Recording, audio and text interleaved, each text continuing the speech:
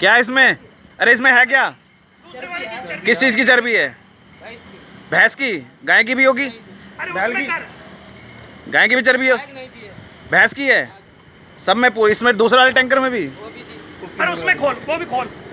और बनाती मुंह में। अरे नहीं होते बच्चे, चाह लकड़ वाड़ ना। आओ जल्दी जल्दी नीचे। रुक जा, मुझे मोबाइल पकड़े आ रही है। कहाँ पे जा रही है ये? सीलचंद? ये कहाँ है? रुद्रपुर में? किच्छा रोड पे? भैंस की चर्बी वहाँ जाती है। किस में मिलाते हो ये? अरे घी में मिलाते होंगे ये। घी में मिलाओगे और किस में मिलाओगे ये? घी में वो है सीजन की फैक्ट्री जो घी वाली है, वो तेल और घी बनता है उसमें। अच्छा। वो मारन भी होनी है।